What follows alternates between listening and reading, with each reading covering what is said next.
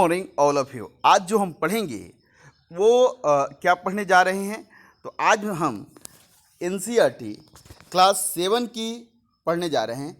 Class 7 की NCERT का यह दूसरा अध्याय है और यह जो है यह अध्याय आपके लिए काफ़ी महत्वपूर्ण है। प्रत्येक इस अध्याय को पढ़ाते हुए हम आपको कैसे यहाँ से ज़्यादातर ज़्यादा फैक्ट कलेक्ट करने हैं और किस तरह से जब भी आप मेंस राइटिंग करें तो इसका प्रयोग कैसे करेंगे, ये चीज़ें हम देखेंगे। यूजीसी नेट के लिए यहाँ से किस तरह से प्रश्न उठाए जाते हैं और इस पुस्तक से, और पीजीटी टीजीटी हिस्ट्री के ऑप्शनल के जो है प्रश्न कैसे यहाँ से उठाए जाते हैं, किन प्रश्नों पर फोकस करें, किन चीज़ों पर विशेष ध्यान दें। इसके बाद से आप देखेंगे कि किसी भी बीपीएससी, यूपीपीसीएस, यूपीएससी जैसे एग्जामों में यहाँ से प्रश्न कैसे पूछे जाते हैं, किस तरह से इसका उपयोग आप उसके प्री के एग्ज़ाम में और उसके मेंस के एग्ज़ाम में इस एनसीईआरटी के फैक्ट्स को और एनसीईआरटी से का प्रयोग किस तरह से आप अपने आंसर राइटिंग में और प्रीलिम्स में करेंगे। साथ ही साथ इस क्लास के अंत में, इस चैप्टर के अंत में कुछ प्रश्न दिए गए हैं, उन प्रश्नों पर भी हम डिस्कस करेंगे। तो अब हम चलते हैं क्लास 7 की एनसीईआरटी के अध्याय 2 को पढ़ने। बिल्कुल ध्यान से पढ़ें और एक नोट्स भी आप ज़रूर बनाएं। जब भी पढ़ें आप एक नोट ज़रूर बनाएं। अब देखेंगे यह एनसीईआरटी 7 का अध्याय 2 है, नए राज्य और उनके नए राजा और उनके राज्य। इस टॉपिक का नाम क्या है? नए राज्य और उनके राज्य। अब इसके पिछली क्लासों में हमने एनसीईआरटी 6 की एनसीईआरटी की हिस्ट्री की पुस्तक जो है हमारे अतीत, इसे पूरा किया। अब हम क्लास 7 की एनसीईआरटी की हिस्ट्री की ये पुस्तक पढ़ रहे हैं। इस पुस्तक का जो है अध्याय 2 है और अध्याय 2 इसके पहले हम अध्याय 1 को पढ़ चुके हैं। पहले आप अध्याय 1 को पढ़ें। बेटर होगा कि पहले, यदि आप किसी भी कंपटीशन की तैयारी कर रहे हैं तो बेटर यह होगा कि पहले क्लास 6 की एनसीईआरटी हिस्ट्री की एनसीईआरटी पढ़ें, तब अध्याय ये क्लास 7 की एनसीईआरटी पढ़ें। यह अध्याय 2 है, पहले 1 पढ़ें उसके बाद 2 पढ़ें, तो आपको बेहतर समझ में आएगा। और पढ़ते हुए बिल्कुल डेली बताता हूँ कि एक कलम और कॉपी लेकर बैठें। जो भी आपको महत्वपूर्ण लगे, जिन बातों पर हम ज़्यादा फोकस कर रहे हैं, उन चीज़ों को आप नोट डाउन करें। एक अपना नोट्स बनाएं। अपना नोट्स बनाना और किसी दूसरे का नोट्स पढ़ने में बहुत का अंतर होता है, ठीक है। आप जब अपना नोट्स बनाएंगे तो आप बेहतर तरीके से उसको डिस्क्राइब करेंगे या बेहतर तरीके से आपको उस नोट्स की समझ होगी और व्यापक स्तर पर किसी प्रश्न का आंसर देने में उस नोट्स का प्रयोग करेंगे। तो चलिए हम चलते हैं। अब 7वीं शताब्दी के बाद कई राजवंशों का उदय हुआ। भारतीय उपमहाद्वीप में 7वीं शताब्दी के बाद कई सारे राजवंशों का उदय हुआ। मानचित्र 1 में उपमहाद्वीप ने विभिन्न हिस्सों में 7वीं से 12वीं शताब्दी के बीच शासन करने वाले प्रमुख राजवंशों को दिखलाया गया है। अब आज इस मानचित्र को समझेंगे। अब यह क्या कह रहा है कि 7वीं शताब्दी से लेकर 12वीं शताब्दी के बीच राज्य करने, भारतीय उपमहाद्वीप में राज्य करने वाले राज्यों को दिखाया गया है। तो पहले आप मानचित्र ध्यान से पढ़ें। इस मानचित्र में कब से कब तक के शासकों को दिखाया गया है कि 7वीं शताब्दी से लेकर 12वीं शताब्दी तक जो राज्य भारतीय उपमहाद्वीप में उभरे और राज्य कर रहे थे, उनके विषय में इन मानचित्रों में बताया गया है। तो अब देखेंगे इस मानचित्र को, ध्यान से देखें। पहले ये पूरा मानचित्र आप ध्यान से देखें, ठीक है। आपने देखा कि भारतीय उपमहाद्वीप का यह मानचित्र है। अब इस मानचित्र के विषय में विशेष करके अब समझे धीरे धीरे। अब देखेंगे ये कश्मीर है, आप जान ही रहे हैं, ये कश्मीर का क्षेत्र है। ये वाला कश्मीर का क्षेत्र है और आपको कई बार से हम समझाते आ रहे हैं कि इस क्षेत्र में ये नदियाँ बहती हैं, सिंधु, झेलम, रावी, चिनाब, ब्यास, सतलज, ठीक है। अब देखेंगे यहाँ पे कि ये नदी है सिंधु नदी, ये देख रहे हैं। इसका उद्गम कहाँ है? इसका उद्गम भारत के बाहर है, ठीक है। कहाँ पे? तो तिब्बत के मानसरोवर, तिब्बत, ये तिब्बत का क्षेत्र है। तिब्बत के कैलाश पर्वत पर स्थित मानसरोवर झील से यह नदी निकलती है। यहीं से एक नदी, ये देखेंगे कि जहाँ से ये सिंधु निकल रही है, ये वाला क्षेत्र से सिंधु यहाँ से निकल रही है, इसके ऊपरी हिस्से से निकल रही है, देखा आपने ये। और इसी कैलाश पर्वत का, ये पूरा पर्वत है ऐसे, ठीक है। और इस पर्वत के जो है पश्चिमी हिस्से से कौन नदी निकलती है? सिंधु नदी। और इस पर्वत के जो है पूर्वी हिस्से से ये निकलती है ब्रह्मपुत्र नदी। ये अरुणाचल प्रदेश है, ठीक है। और अरुणाचल प्रदेश में से यह भारत में प्रवेश करती है और बहते हुए यह कहाँ गिर जाती है? बंगाल की खाड़ी में। तो इसे तिब्बत में सांगपो कहते हैं। तो ये कैलाश पर्वत मानसरोवर से दो नदियाँ आपने देखा, ऐसे यहाँ से 3 नदी निकलती है। ये देखा, ये देखिए आप लोग, ये सतलज नदी है। सतलज नदी, अब ये देखें कि ये समझे कि आप हिमालय है, तो हिमालय के ऊपरी हिस्से से जो है कौन नदी निकलती है? हिमालय के उत्तरी पश्चिमी हिस्से से, ये उत्तरी हिस्सा होगा, उत्तरी पश्चिमी हिस्से से सिंधु निकल रही है। और उत्तरी पश्चिमी दक्षिणी हिस्से से जो है सतलज निकलती है। और पूर्वी हिस्से से इसके कौन नदी निकलती है? ब्रह्मपुत्र नदी निकलती है। तो तिब्बत के मानसरोवर झील, यानी मानसरोवर झील कहाँ पे है? आपसे कोई पूछे तो कैलाश पर्वत पे है।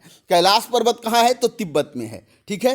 तो तिब्बत के मानसरोवर झील से 3 नदियाँ निकलती हैं।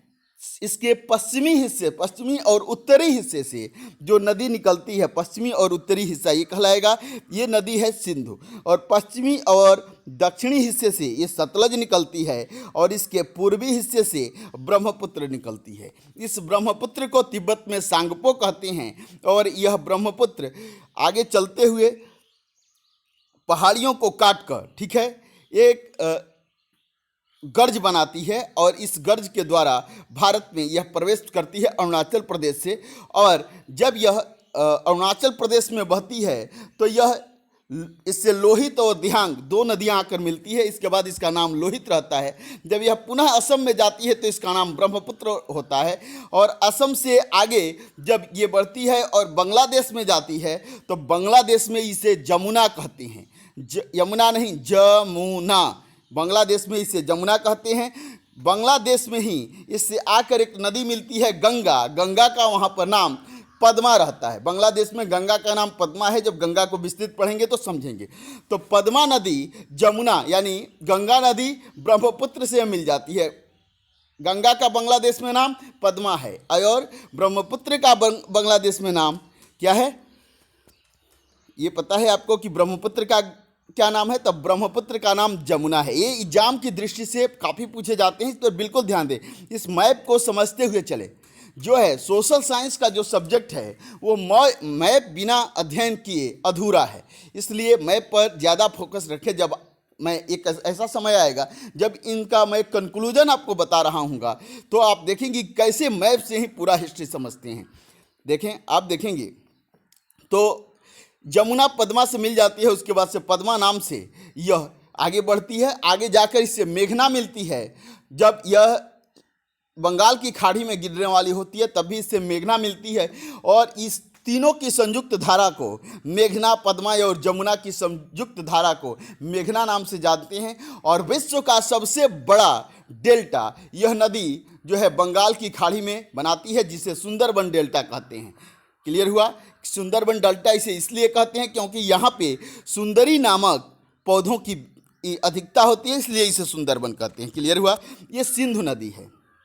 अब देखें, ये नदी है झेलम, ठीक है। और ये झेलम कहाँ से निकलती है?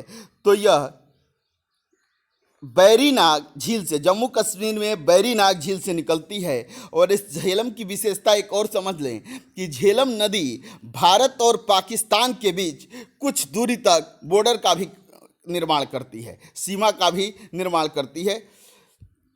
अब आगे चलेंगे। झेलम समझ लिया। झेलम के बाद झेलम जो है सिंधु में जाकर मिल जाती है मुल्तान के पास। यह उसके ऊपर ही कुछ यह सिंधु में मिल जाती है। क्लियर हुआ? और यह नदी बहते हुए आगे जाकर कहाँ मिल जाती है? अरब सागर में गिर जाती है। तो ये आपने देखा कि ये सिंधु नदी, ये झेलम नदी है। झेलम के बाद ये चिनाब नदी है, इसके विषय में आप पढ़ चुके हैं। ये झेलम चिनाब रावी नदी है। इसके बाद से ये नदी ब्यास नदी है और ये सतलज नदी है। सतलज भी आप जान गए हैं कि यह कहाँ से निकलती है, मानसरोवर झील से, और हिमाचल प्रदेश में सिपकिल्ला दर्रे से भारत में प्रवेश करती है। आगे चलते हैं, यहाँ तक तो आप बिल्कुल समझ गए होंगे। अब देखेंगे कि ये क्षेत्र है चहमान वंश के शासकों का ये क्षेत्र है, जिसकी राजधानी इंद्रप्रस्थ है। ये है कन्नौज, याद होगा। इसी कन्नौज पर कभी हर्षवर्धन की ने अधिकार करके उत्तर भारत में राज्य किया था। ये है गुर्जर प्रतिहार वंश का क्षेत्र, ये परमारों का क्षेत्र है, यह चंदेलों का क्षेत्र है। बनारस चंदेलों के क्षेत्र में ये प्रयाग है, ये बनारस है, ठीक है। ये पहाड़पुर है और ये कामरूप का क्षेत्र है। कामरूप असम में है। ये पाल वंश का क्षेत्र है, यह बिहार वाला हिस्सा है। यदि देखें, ये बिहार में पाल वंश का राज्य है। कामरूप है, ये असम में है, और पहाड़पुर है ये। अब आगे देखेंगे कि ये गुर्जर और परमार ये दोनों वंश कहाँ हैं, उत्तर भारत में है। और किस नदी, ये नदी भी देखेंगे, चंबल नदी बहती है जो जमुना की सहायक नदी है। तो इस चंबल नदी के इस क्षेत्र से चंबल, बेतवा, केन ये नदियाँ निकलती हैं, ठीक है। ये अनरट्टा का क्षेत्र है, ये गुजरात के खंभात की खाड़ी में है। यह मुल्तान के अरब शासकों का क्षेत्र है, ठीक है। यह नेपाल है, ये आप देख ही रहे हैं। आगे इसके बाद से देखें, ये राष्ट्रकूट का ये नर्मदा नदी है। देखें ये कौन सी नदी है, ये ऊपर आपने देखा, ये नर्मदा नदी है। भारत में पश्चिमी तट पर गिरने वाली सबसे बड़ी नदी है, और यह नदी, इस नदी का उद्गम स्थान यहाँ पे है।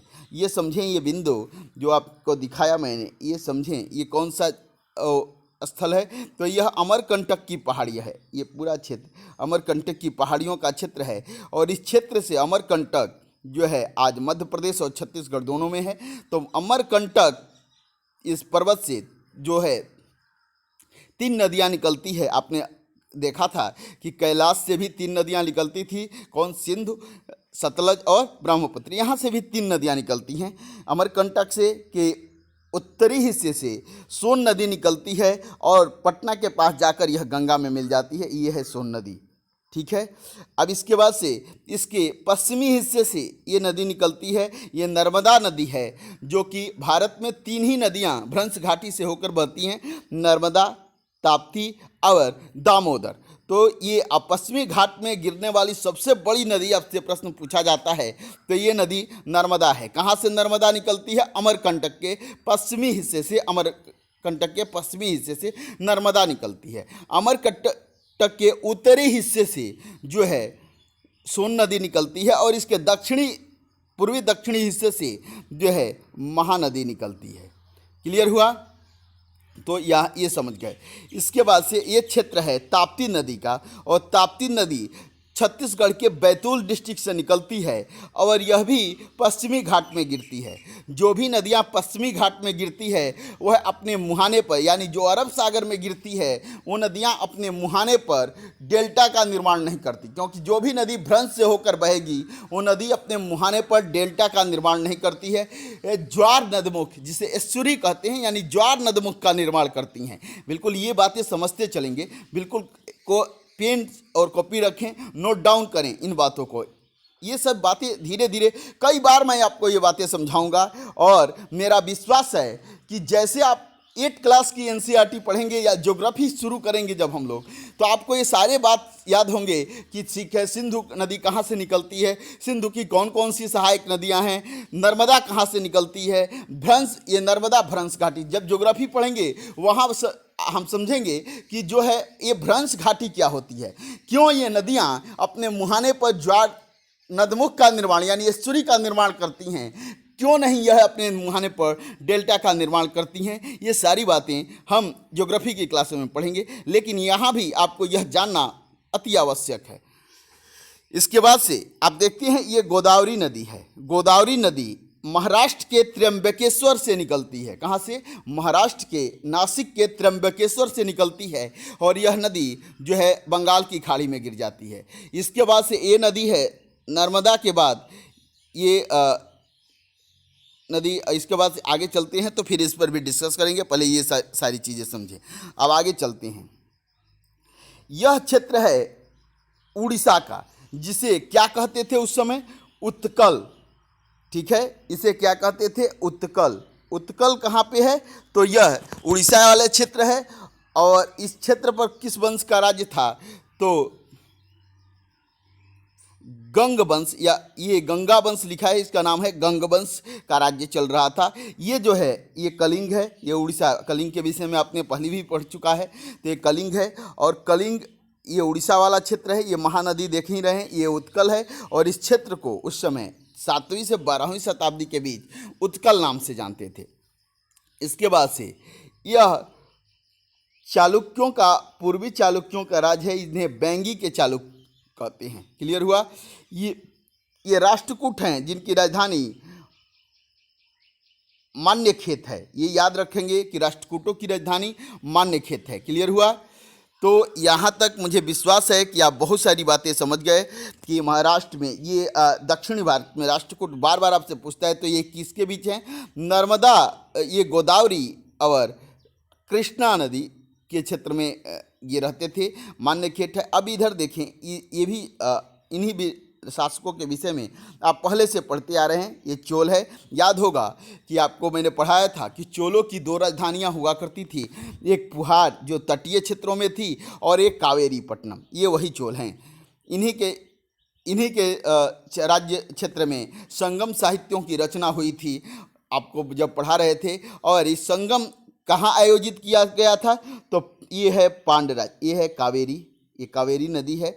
तो पांड्य राज्य, ये पांड्य राज्य, ये चोल चेर पांड्य राज्य जो है, इसकी राजधानी मदुरै हुआ करती थी। इसकी ही राजधानी मदुरा में संगम साहित्य लिखे गए थे। जब हम प्राचीन काल पढ़ रहे, क्लास 6 की एनसीईआरटी पढ़ रहे थे, उसमें हमने पांड्य राज्यों के विषय में समझा। वहाँ देखा था कि शिल्पाधिकारम और मणिमेखला, 2 जो है महाकाव्य थे, और इन दोनों महाकाव्यों की रचना इसी क्षेत्र में हुई, और इनकी भाषा तमिल थी। हमने शिल्पाधिकारम में एक नाटक पढ़ा था जिसमें कोवलम और कनकी की कहानी है। देखा था कि पांड्य राजा, यही पांड्य क्षेत्र है, जिसके राजा ने उसके पति कोवलम को मृत्युदंड दे दिया था, और इसके कनकी के श्राप से मदुरै शहर नष्ट हो गया। अब ये है चेर, ये चेर वंश है। यह केरल में राज्य करते थे। तो चोल, चेर और पांड्य किस क्षेत्र में राज्य करते हैं? आपको याद हो गया, सुदूर दक्षिण में, भारत के सुदूर दक्षिण में ये राज्य थे। इन राज्यों का विस्तार, चेर का विस्तार केरल में था, और पांड्य का विस्तार तमिलनाडु में था, और चोल तमिलनाडु के निचले हिस्से में था, और चोल का राज्य तमिलनाडु और कुछ आंध्र प्रदेश का भी हिस्सा था, और ये उत्तरी हिस्से में था। क्लियर? तो ये भी याद रखेंगे कि चेर किस क्षेत्र में राज्य कर रहे हैं, पांड्य किस क्षेत्र में राज्य कर रहे हैं, और चोल किस क्षेत्र में राज्य कर रहे हैं। तो राष्ट्रकूट को देख लिया आप लोगों ने, प्रमाण प्रतिहार को देखा। ठीक है, ये सारे, ये कन्नौज है, ये सारी चीज़ें आप बिल्कुल याद रखेंगे। कन्नौज कहाँ है? कन्नौज एक नदी बहती है, गंगा की सहायक नदी है रामगंगा, इसी के तट पर कन्नौज शहर स्थित है। आगे चलते हैं। इस कह रहा है कि गुर्जर प्रतिहार, राष्ट्रकूट, पाल, चोल और चौहानों के स्थान का निर्धारण कीजिए। क्या आप जानते हैं कि इन राज्यों की पहचान कर सकते हैं जिन पर उनका नियंत्रण था? अब देखें, ये आप लोगों ने याद कर लिया कि ये राष्ट्रकूट का क्षेत्र है। इसके बाद कह रहा है कि जो है गुर्जर प्रतिहार, तो गुर्जर प्रतिहार का यह क्षेत्र है, ये भी आप लोगों ने देख लिया था। चोल के क्षेत्र को देख लिया था। पांड्य, चोल, चेर, पांड्य तीनों को देखा था। इसके बाद उत्कल में भी देखा, गंगवंश का सत्ता था। चहमानों का राज्य आप लोगों ने देखा था कि चहमान वंश जो है, यह जो है इस क्षेत्र में है, यह यमुना के इस पार हुआ करता था। ये इसकी राजधानी, चौहानों की राजधानी। अब ये देखा इंद्रप्रस्थ, यह क्षेत्र आपने समझा था। और यह देखा कि मसूद के अरब थे, मुल्तान के अरब वासी यहाँ रहते थे। ये पालों का क्षेत्र था, यह बिहार का क्षेत्र है, और ये इस क्षेत्र में पाल शासक राज्य करते थे। राष्ट्रकूट दक्षिण भारत में राज्य करते थे। इन सभी बातों को समझ लिया आप। अब आगे चलते हैं। नए राजवंशों का उदय। अब देखेंगे कि नए राजवंशों का 7वीं से 12वीं शताब्दी में किस तरह से नए नए राजवंशों का उदय हो। 7वीं सदी आते आते उपमहाद्वीप के विभिन्न भागों में बड़े भूस्वामियों और और योद्धा सरदार अस्तित्व में आ चुके थे। राजा लोग प्रायः उन्हें अपने मातहत या सामंत के रूप में मान्यता देते थे। उनसे उम्मीद की जाती थी कि वे राजा या स्वामी के लिए उपहार लाएं। जो भी सामंत होते थे, आपने देखा था सामंतों की शुरुआत जो है, एक तरह से थोड़ा सा आपका जो है प्रकाश डाल देते हैं कि सामंतवाद की शुरुआत जो है सातवाहन युग से ही शुरू हो गई, जब से भूमि दान देने की प्रथा और जो है किसी कार्य के बदले या किसी सेना को या सेना नायक को जब करमुक्त भूमि दान दी जाने लगी, उसी समय से ये व्यवस्था राइज होनी शुरू हो गई। लगभग इसका उदय हम सातवाहन काल में देखते हैं, लेकिन गुप्त काल आते आते या गुप्त काल के अंतिम दौरों में, ठीक है, जब गुप्त शासक कमजोर होने लगे तो सातवाहन सामंतों की व्यवस्था काफ़ी मजबूत होने लगी। जैसे 7वीं शताब्दी आया तो सातवाहन धीरे धीरे काफ़ी शक्तिशाली हो गए, और जैसे शासक कमज़ोर पड़ते थे ये सामंत जो है अपने को स्वतंत्र घोषित कर लेते थे। अब यही चीज़ें आप यहाँ देखेंगे कि उपमहाद्वीप के विभिन्न भागों में भूस्वामियों योद्धा सरदार अस्तित्व में आ चुके थे। राजा लोग प्रायः उन्हें अपने मातहत या सामंत के रूप में मान्यता देते थे। उनसे उम्मीद की जाती थी कि वे राजा या स्वामी के लिए उपहार लाएं। कौन? सामंत जो होते थे या मातहत जो होते थे किसी राजा के अधीन, उनसे राजा यह आशा करता था, ठीक है, कि वो जो है राजा के लिए क्या ला कर दें? उपहार ला कर दें, ठीक है, की जाती थी कि वे राजा या स्वामी के लिए उपहार लाएं, उनके दरबार में हाजिरी लगाएं, उनके दरबार में हाजिरी लगाएं, यानी जो भी राजा होता था उसके दरबार में इन सामंत हाजिरी लगाएं, उपहार दें और उन्हें सैन्य सहायता प्रदान करें, और युद्ध की स्थिति में उन्हें सेना भी प्रदान करें।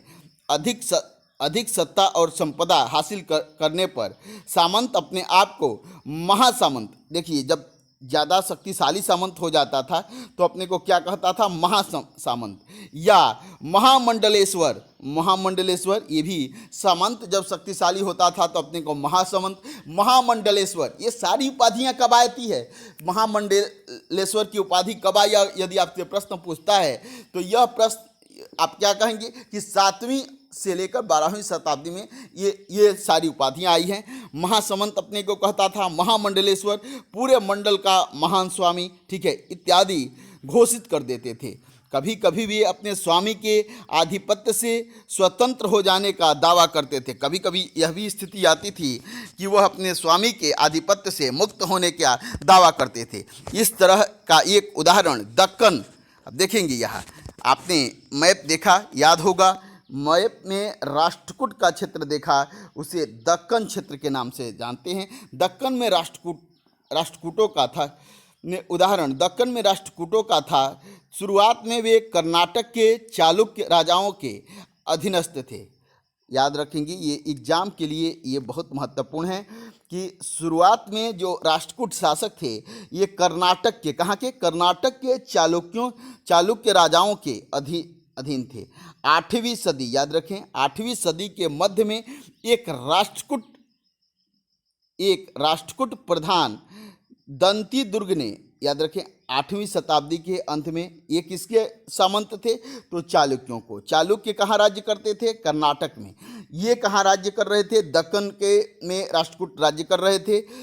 8वीं सदी के मध्य में एक राष्ट्रकूट प्रधान दंती दुर्ग ने, क्या नाम था इसका? 8वीं शताब्दी में दंती दुर्ग ने अपने चालुक्य स्वामी की अधीनता से इनकार कर दिया। याद करें, ये राष्ट्रकूट शासक कहाँ हैं? तो दक्कन क्षेत्र में है। क्लियर हुआ?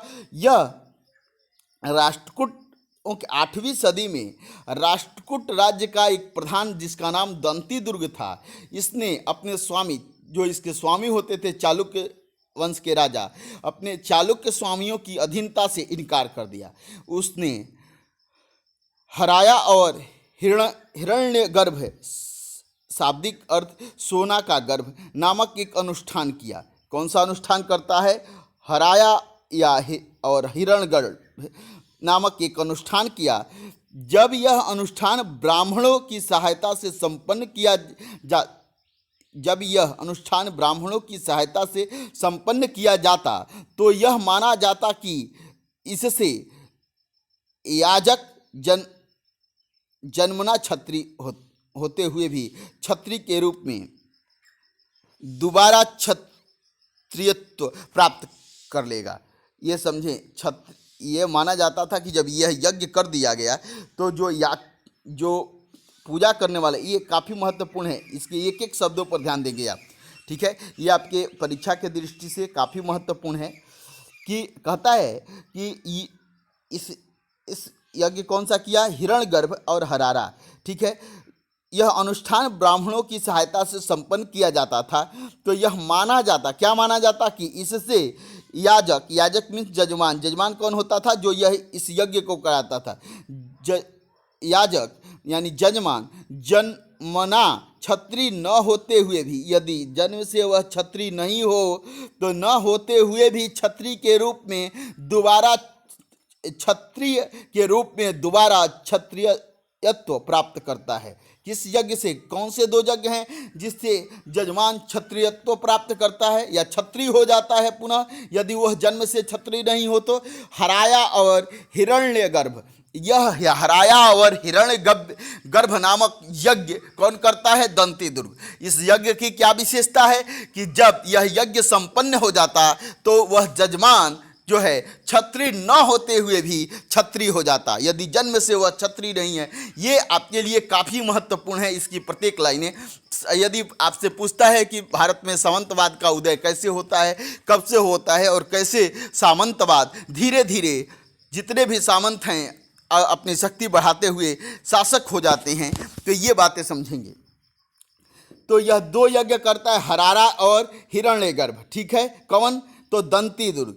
ये एक बार इसे फिर से आपको रिपीट कर देते हैं कि कर्नाटक के चालुक्य राजाओं के अधीन, देखिए राष्ट्रकूट जो है दक्कन प्रदेश में राज्य करते थे, दक्षिण भारत में, आपने देखा भी। और ये राष्ट्रकूट जो थे सामंत थे, किसके थे? तो कर्नाटक के, ये याद रखेंगे, कर्नाटक के चालुक्य राजाओं के अधीन थे, जो है सामंत थे इनके। 8वीं सदी के मध्य में एक राष्ट्रकूट प्रधान दंती दुर्ग ने अपने चालुक्य स्वामी की अधीनता से इनकार कर दिया और इसने हराया और हिरण्यगर्भ जो नामक यज्ञ किए, अनुष्ठान किए। और इस अनुष्ठान की विशेषता यह होती थी कि इस अनुष्ठान के पूर्ण होने के बाद यदि अनुष्ठानकर्ता जन्म से क्षत्रिय नहीं है तो इस अनुष्ठान को संपन्न करने के बाद वह क्षत्रिय हो जाता था। बिल्कुल समझ गए? अब दंती दुर्ग क्षत्रिय हो गया है। ये देख लें, एक बार और ध्यान से देखें कि राष्ट्रकूटों का क्षेत्र कौन सा है। ये राष्ट्रकूटों का क्षेत्र है, ये आपने देखा। और इस क्षेत्र को, यह क्षेत्र कौन सा है? दक्कन का क्षेत्र है। क्लियर हुआ? ये आप समझ गए कि ये क्षेत्र दक्कन का है। आगे चलते हैं और ये ध्यान दें, ये क्षेत्र है चालुक्यों का, ठीक है। और इसी क्षेत्र चालुक्यों के जो कर्नाटक में राज्य कर रहे थे, तो ये कर्नाटक के चालुक्यों के अधीन होते थे। अब आगे चलते हैं।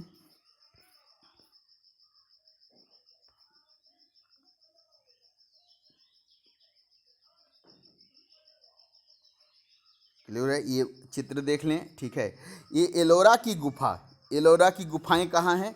तो मध्य प्रदेश में हैं, ठीक है। एलोरा की गुफा 15 का भित्ति चित्र जिसमें विष्णु को नरसिंह अथवा पुरुष सिंह के रूप में दिखलाया गया है, यह राष्ट्रकूट काल की कृति है। एलोरा की गुफाओं में देखिए, ये एलोरा की गुफा का चित्र है, इसमें विष्णु के नरसिंह रूप को दिखाया गया है। और इस चित्र को, एलोरा की इस चित्र को राष्ट्रकूट शासकों ने बनाया। राष्ट्रकूट काल का यह चित्र है।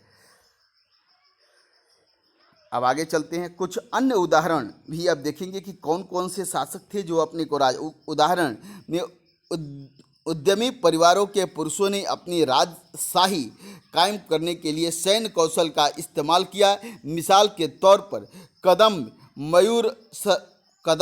मयूर शर्मण और गुर्जर प्रतिहार हरिश्चंद्र ब्राह्मण थे, जिन्होंने अपने परंपरागत पेशों को छोड़ शस्त्र को अपना लिया और क्रमशः कर्नाटक और राजस्थान में अपने राज्य सफलतापूर्वक स्थापित किए। देखिए इसमें कौन कौन से लोग हैं, तो इधर देखें, इसमें एक है कदम के मयूर शर्मण, कदम्ब वंश का मयूर शर्मण, कदम्ब वंश ब्राह्मण वंश था।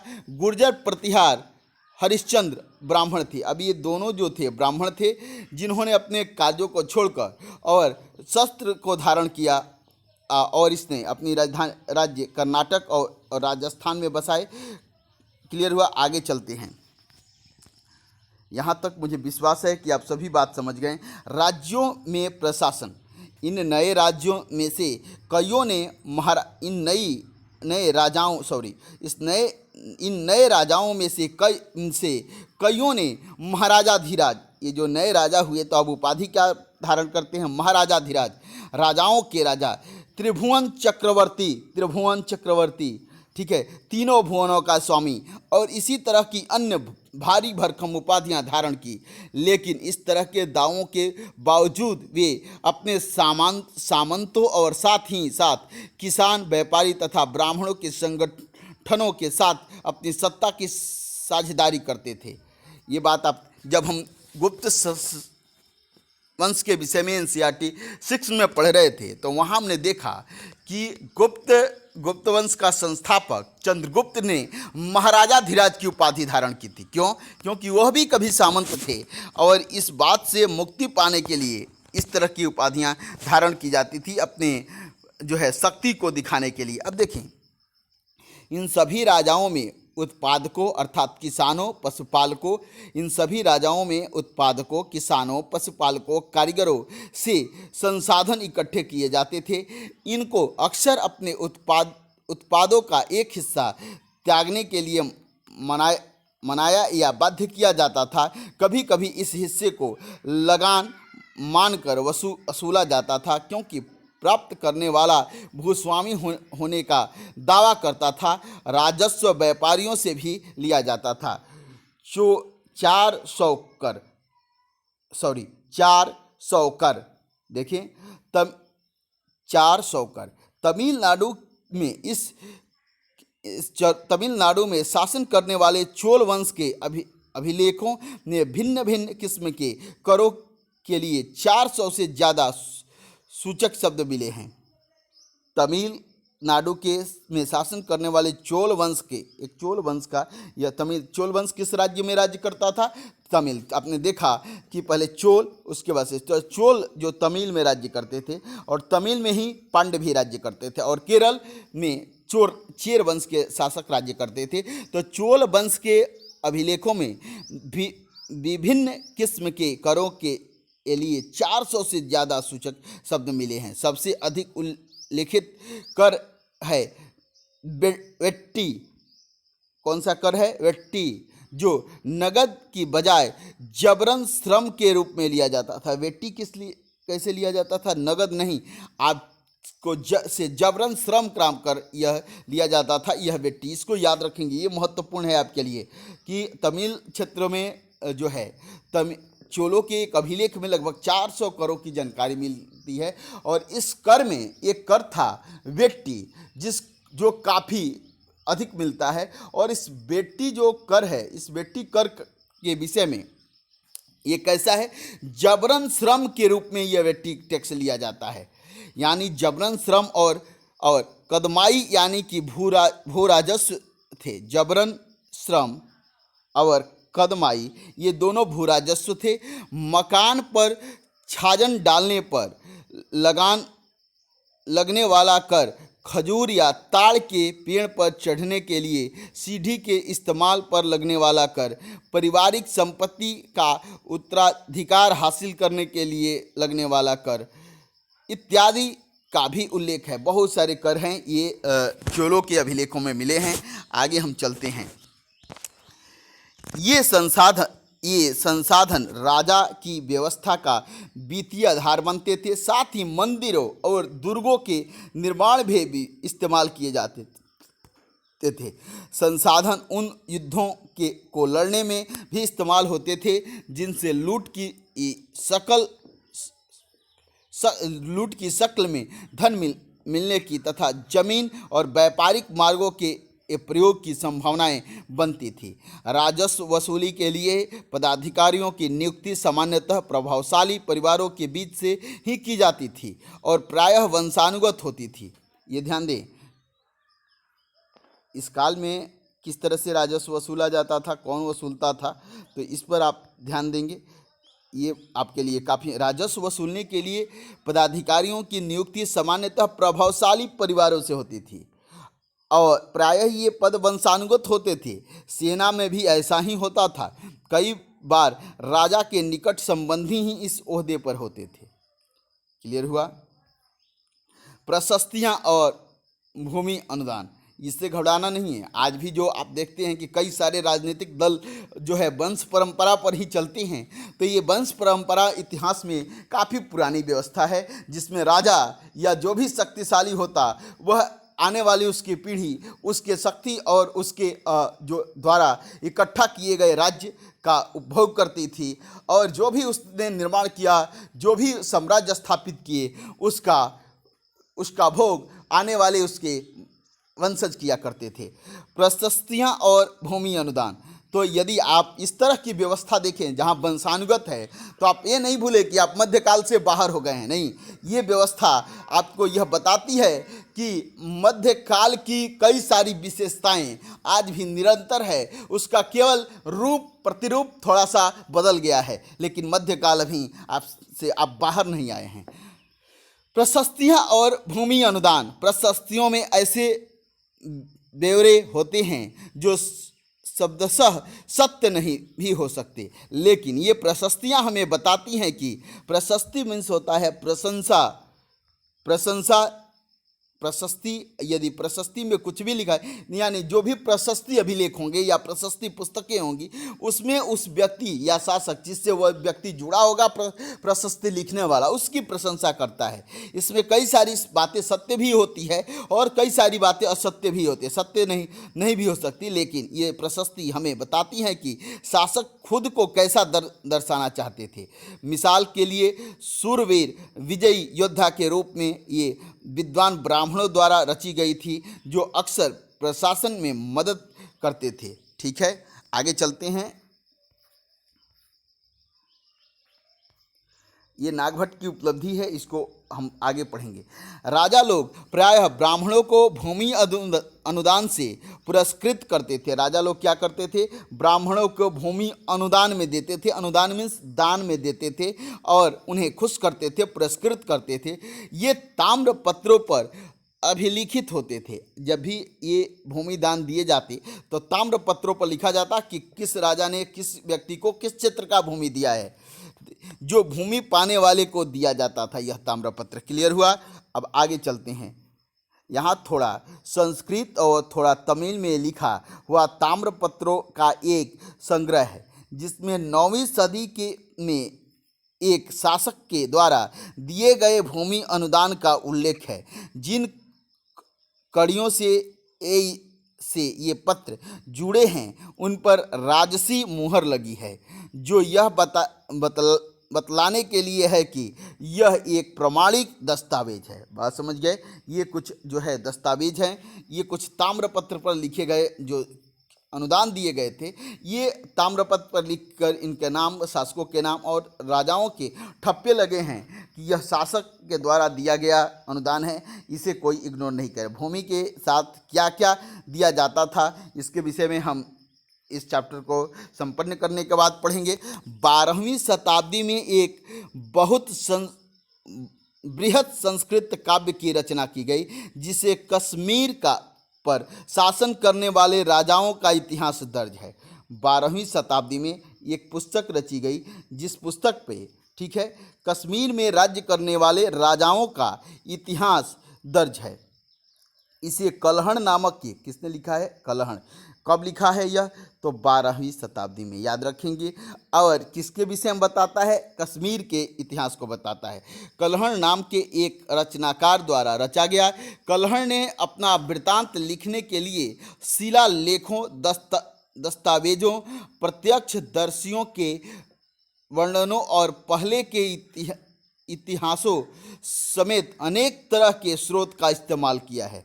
जब यह कलहण इस पुस्तक को लिख रहा है तो उसने कई सारे शिलालेखों, दस्तावेजों, प्रत्यक्षदर्शियों के वर्णन और पहले के इतिहासों समेत अनेक तरह के स्रोतों का प्रयोग किया है। प्रशस्ति के इसीलिए कलहण की इस राजतरंगिणी नामक, कलहण ने एक पुस्तक लिखी है जिसका नाम, इस पुस्तक का नाम है राजतरंगिणी। राजतरंगिणी ये पुस्तक 12वीं शताब्दी में लिखी गई और इस पुस्तक में कलहण ने कश्मीर का इतिहास लिखा है। इस पुस्तक को भारत का प्रथम इतिहास की पुस्तक भी मानते हैं, क्योंकि इतिहास जो है केवल एक कहानी नहीं, ये स्रोतों और साक्ष्यों पर आधारित होता है, इसलिए इसकी सत्यता होती है। कलहण भी लिखते हुए, इस पुस्तक को लिखते हुए यह ध्यान रखते हैं कि इसमें किसी भी तरह की जो है गलती ना हो, और जो भी बातें वो लिखते हैं तो वह या तो किसी शिलालेख का जिक्र करते हैं, या वो किसी दस्तावेज का जिक्र करते हैं, या किसी ने प्रत्यक्ष दर्शी है उस घटना की, उसके नाम का उल्लेख करते हैं, इतिहास के वर्णन का, इतिहास और कई सारे ऐतिहासिक पुस्तकों का भी सहारा लेते हैं। इसलिए इसने कई सारे स्रोतों का प्रयोग करके यह पुस्तक राजतरंगिणी जो है कलहण ने लिखी, इस्तेमाल किया। प्रशस्तियों के लेखों से भिन्न वो यह अक्सर शासकों और उनकी नीतियों के बारे में आलोचनात्मक रुख दिखलाता है। क्लियर हुआ? प्रशस्तियों में केवल शासकों की प्रशंसा थी, लेकिन इस पुस्तक में प्रशस्तियों से हटकर उस शासकों की जो है वास्तविक बातें, उसमें जो भी नकारात्मक पक्ष है उसका भी उल्लेख करता है। इसीलिए 12वीं सदी के लिए यह असाधारण ग्रंथ है। क्लियर? ध्यान देंगे, ये पूरी पंक्ति आपके लिए महत्वपूर्ण है, ये कहीं नोट करेंगे। जो भी बातें इसके विषय में अन्य चीज़ें आपको बताई उसे भी आप नोट करेंगे। और यह पुस्तक आप देखते होंगे कि बहुत सारे एग्जामों में इस पुस्तक का खूब जिक्र होता है। क्यों होता है? क्योंकि यह ही एक लौती पुस्तक है जिसमें जो इतिहास की तरह दिखती है। भारत की प्रथम इतिहास की पुस्तक किसे कहते हैं, और यह 12वीं शताब्दी में अन्य जो लेखकों से हटकर यह पुस्तक लिखी गई, और यह पुस्तक 12वीं शताब्दी के अधिकतम सत्य घटनाओं, वैसी घटनाओं का जिक्र करता है जो काफ़ी सत्य हैं, और यह किसी की प्रशस्ति नहीं लिखता, यह उस शासकों की जो सत्य बातें हैं लिखता है। इसलिए यह कलहण की यह पुस्तक जो है 12वीं सदी के लिए यह असाधारण ग्रंथ है। इस पुस्तक को आपको नहीं भूलना है, याद रखना है। किसका इतिहास देता है, इस पुस्तक के रचयिता कौन है। अब देखिए, धन के लिए युद्ध। आपने यह गौर किया होगा कि इनमें से प्रत्येक राजवंश का आधार कोई क्षेत्र विशेष था। वे दूसरे क्षेत्रों पर भी नियंत्रण करने का प्रयास करते थे। ये तो आपने देखा ही है। अब देखेंगे, आगे चलते हैं कि एक विशेष रूप से वांछनीय क्षेत्र था गंगा घाटी में कनौज नगर। ठीक है, गुर्जर, प्रतिहार, राष्ट्रकूट और पालों के शासक सदियों तक कन्नौज के ऊपर अधिकार को लेकर आपस में लड़ते रहे। चूँकि इस लंबी लड़ाई में 3 पक्ष थे, इसीलिए इतिहासकारों ने इसे प्रायः इसकी चर्चा त्रिपक्षीय संघर्ष के रूप में की है। ये आपके लिए विशेष महत्वपूर्ण है, ये बातें, इस पर ध्यान दें। त्रिपक्षीय संघर्ष में कौन है? गंगा घाटी में कन्नौज नगर। ठीक है, कन्नौज नगर किसके अधीन पहले हुआ करता था? जब प्राचीन 600 ईस्वी के आसपास इसी पर हर्षवर्धन का राज्य हुआ करता था। हर्षवर्धन की बहन का पहले यह की राजधानी थी। उसके पति के मरने के बाद थानेश्वर से अपनी राजधानी हर्षवर्धन ने कन्नौज में स्थापित की थी और यह कन्नौज गंगा नदी की सहायक नदी रामगंगा पर स्थित है। गुर्जर प्रतिहार, राष्ट्रकूट और पाल वंशों के शासक, किस वंश के? गुर्जर प्रतिहार, राष्ट्रकूट और पाल वंशों। पाल आपने देखा कि कहाँ राज्य कर रहे हैं, गुर्जर प्रतिहार को मैंने दिखाया था, और राष्ट्रकूट आप जान गए थे कि दक्कन में जो है, दक्कन वाले क्षेत्र में राज्य कर रहे थे। कि शासक सदियों तक कन्नौज के ऊपर नियंत्रण के लिए आपस में लड़ते रहे। ठीक है, चूंकि इस लंबी चली लड़ाई में 3 पक्ष थे, इसलिए इसे इतिहासकार क्या कहते हैं? त्रिपक्षीय संघर्ष के नाम से जानते हैं। ये बात समझ में आ गई होगी। जैसा कि हम देखेंगे पृष्ठ संख्या 62 और 66 पे कि शासकों ने बड़े मंदिरों का निर्माण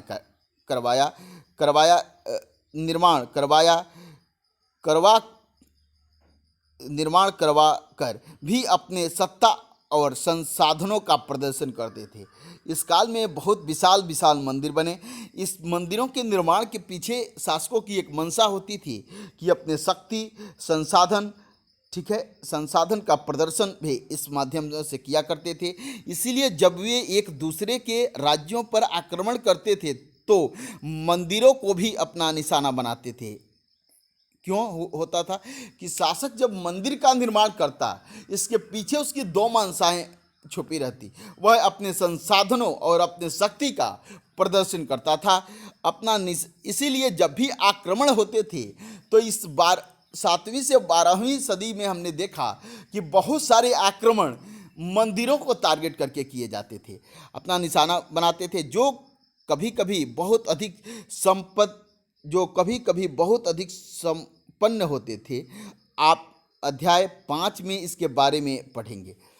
ठीक है, अब देखते हैं। अफगानिस्तान के गजनवी का सुल्तान महमूद ऐसे शासकों में से सबसे प्रसिद्ध है जिसने 1997 से लेकर 1000, ये सभी महत्वपूर्ण हैं, आप बिल्कुल याद रखेंगे, इस पर ध्यान देंगे, इन बातों पर देखें।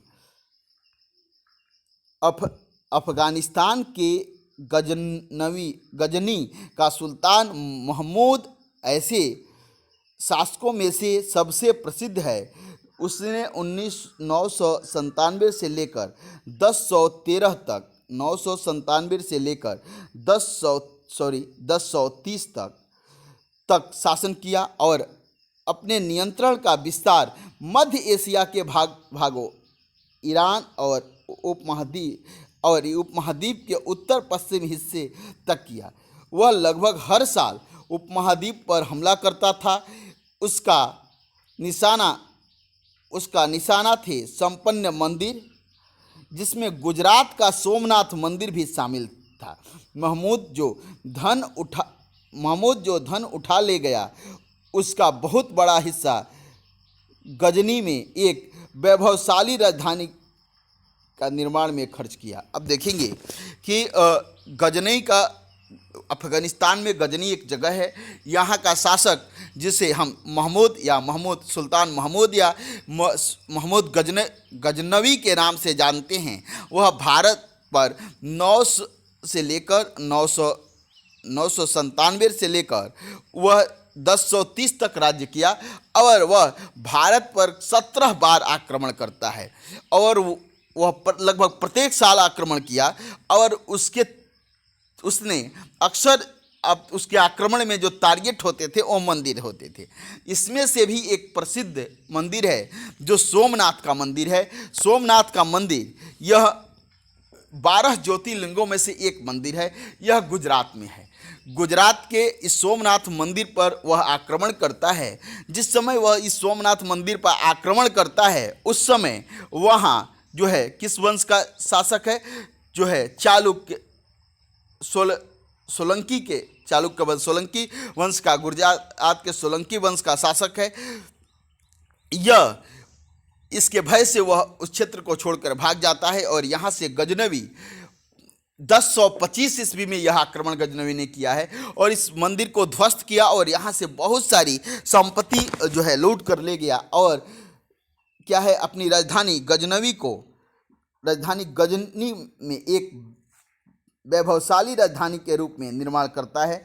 अब देखिए, सुल्तान महमूद अपने द्वारा जीते गए लोगों के बारे में भी कई बातें जानना चाहता था और उसने अल बरूनी, ये याद रखें, ये बहुत महत्वपूर्ण जो है पुस्तक है और ये घटना आप याद रखेंगे कि सुल्तान जो है अपने द्वारा जीते गए लोगों के विषय में भी जानना चाहता था।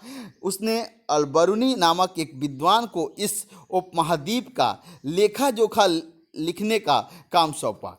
अरबी में लिखी गई उसकी कृति किताब अल हिंद, ये बहुत महत्वपूर्ण है, ठीक है। किताब अल हिंद, इस पुस्तक का लेखक कौन है? अल बरूनी है। हिंदी में इस पुस्तक को भारत की खोज कहते हैं। तहकीकात ए भारत, यानी भारत की एक खोज, तहकीकात ए भारत, किताब अल हिंद आज भी इतिहासकारों के लिए एक महत्वपूर्ण स्रोत है, ठीक है। अल बरूनी ने इसे तैयार करने के लिए संस्कृत के विद्वानों से परामर्श लिया। संस्कृत के विद्वानों से भी परामर्श लिया है इसको तैयार करने में। युद्ध करने वाले दूसरे राजाओं में चहमान भी थे, जो बाद में चौहान, ये चहमान ही चौहान के रूप में जाने जाते थे, चौहान के रूप में जाने गए। वे दिल्ली और अजमेर के आसपास के क्षेत्र पर शासन करते थे। मैंने आपको चहमानों का भी क्षेत्र दिखाया था, जिसकी राजधानी इंद्रप्रस्थ दिल्ली हुआ करती थी। दिल्ली और अजमेर पर इसका अधिकार, दिल्ली और अजमेर के आसपास के क्षेत्रों पर शासन करते थे। उन्होंने पश्चिम और पूर्व की ओर अपने नियंत्रण क्षेत्र का विस्तार करना चाहा, जहां उन्हें गुजरात के चालुक्यों और पश्चिमी उत्तर प्रदेश के गढ़वालों से टक्कर लेनी पड़ी। चहमानों का सबसे प्रसिद्ध शासक पृथ्वीराज तृतीय हुआ, याद करेंगे, ये पृथ्वीराज तृतीय है। पृथ्वीराज तृतीय 1168 से लेकर 1192 तक राज्य किया।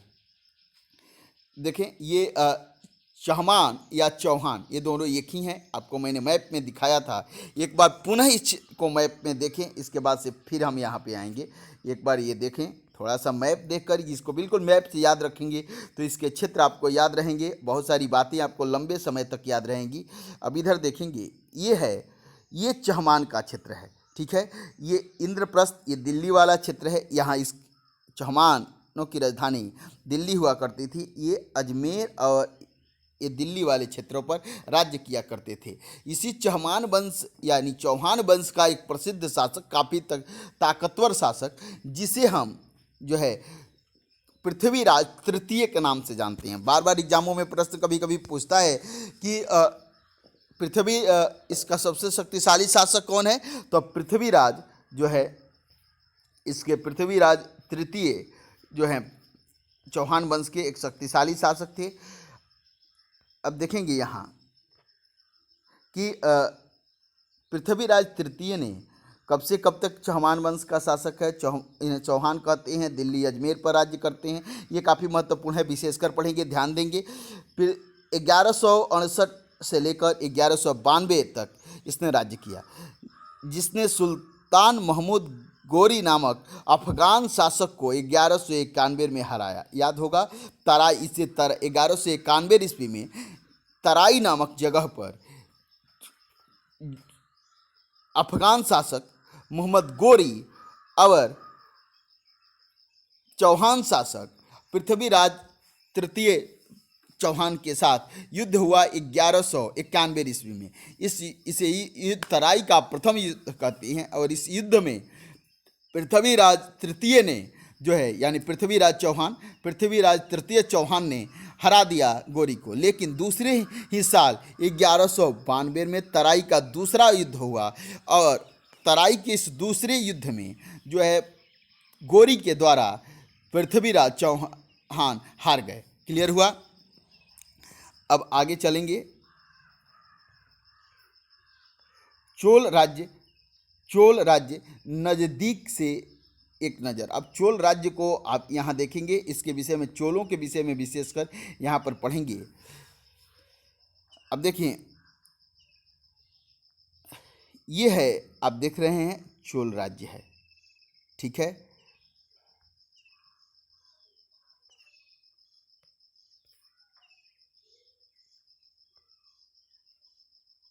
ये है चोल राज्य, इसको थोड़ा विस्तार पूर्वक देखें। ये हैं, ये चोल राज्य है, और चोल राज्य के विषय में हम थोड़ा सा विस्तार से देखेंगे कि ये चोल राज्य के पड़ोस में कौन है। काकतीय वंश के राजा हैं, वेंगी के चालुक्य हैं, दक्षिण कलिंग प्रदेश है, ठीक है, और वनवासी हैं, गंगवादी हैं, कदम्ब बदामी के कदम्ब हैं, कल्याणी के चालुक्य हैं, ठीक है। ये सारे वंश हैं। ये है चोल वंश, ये है कोच्चि, ये है कोच्चि, ठीक है।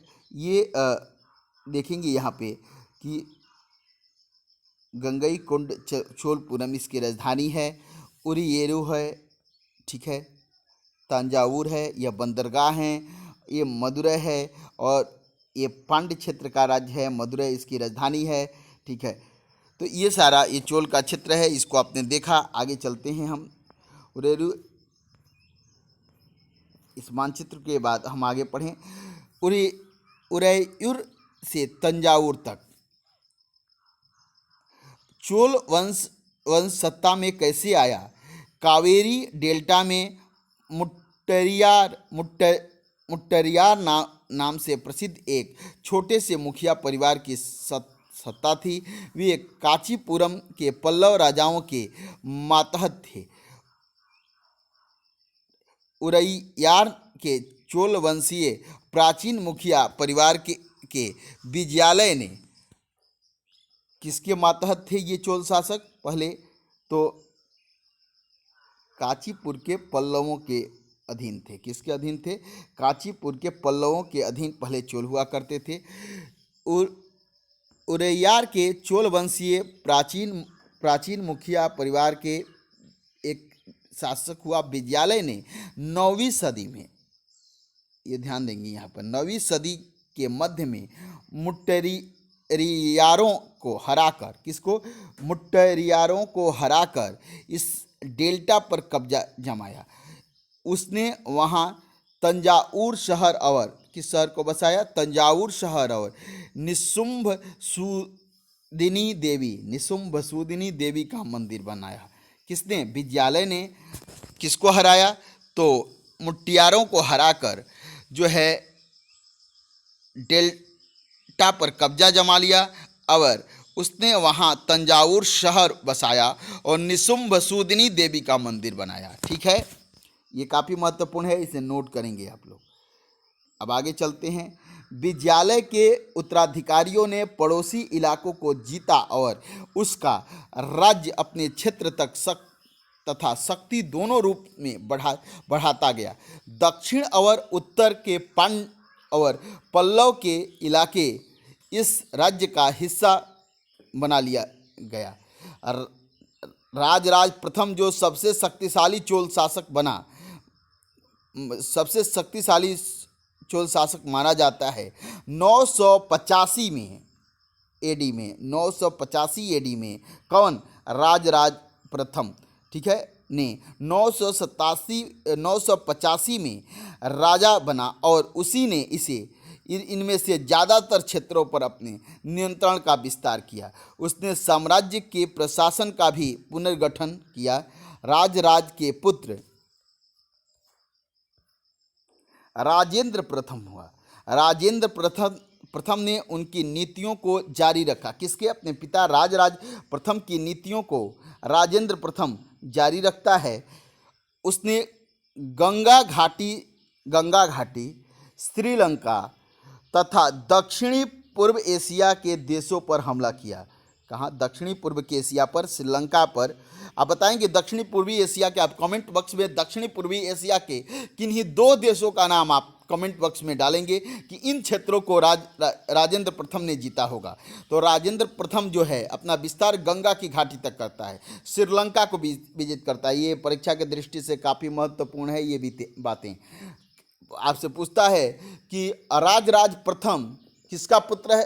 राजेंद्र प्रथम किसका पुत्र है? तो राजराज प्रथम का पुत्र है। राजराज प्रथम ने अपने साम्राज्य का विस्तार किया आपने उसके पहले विद्यालय के विषय में देखा था कि विद्यालय कैसे जो है कई क्षेत्रों को जीतता है और किस तरह से तंजावुर को अपनी राजधानी बनाता है। इसी वंश का एक शासक जो है राज प्रथम है, जो कि 900 राज प्रथम है। इसका काल पीरियड राज प्रथम का कब है? 985। ये भी याद रखेंगे आप, बहुत महत्वपूर्ण है 985। तो राज प्रथम ने के पुत्र राजेंद्र प्रथम ने उनकी नीतियों को, यानी साम्राज्य विस्तार की नीति को जारी रखा और उसने गंगा घाटी, श्रीलंका, दक्षिणी पूर्वी एशिया के देशों पर हमला किया। इन अभियानों के लिए उसने एक जल सेना बनाई थी। बार बार पूछता है कि चोल वंश, दक्षिण के चोल वंश का वह कौन सा शासक है जिसने एक विशाल नौसेना का निर्माण किया था? इसका नाम है राजेंद्र प्रथम। यह राज प्रथम का पुत्र है। भव्य मंदिर और कांस्य मूर्ति कला। अब यहाँ हम पढ़ेंगे कि भव्य मूर्तियों का निर्माण किस तरह से हो रहा है, कांस्य मूर्ति कला कैसे भारतीय उपमहाद्वीप में 7वीं से 12वीं शताब्दी के बीच में उभरती है। राज और राजेंद्र प्रथम द्वारा बनाए गए तंजावुर, आपको याद होगा इस तंजावुर शहर का संस्थापक कौन है? तो विद्यालय था, याद है। तंजावुर और गंगईकोंडचोलपुरम के बड़े मंदिर स्थापत्य और मूर्ति कला की दृष्टि से चमत्कार हैं। क्लियर है? गंगईकोंडचोलपुरम और तंजावुर, इन दोनों क्षेत्रों को हम पुनः देखेंगे, पहले यहाँ समझें। चोल मंदिर अक्सर अपने आसपास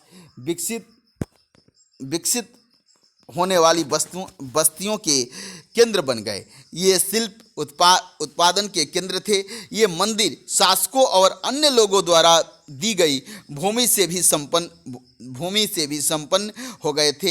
इस भूमि की उपज उन सारे विशेषज्ञों का निर्वाह करने में खर्च होती थी जो मंदिर के आसपास रहते और उसके लिए काम करते थे। पुरोहित, अब इसमें कौन कौन से लोग हैं तो अब देखेंगे।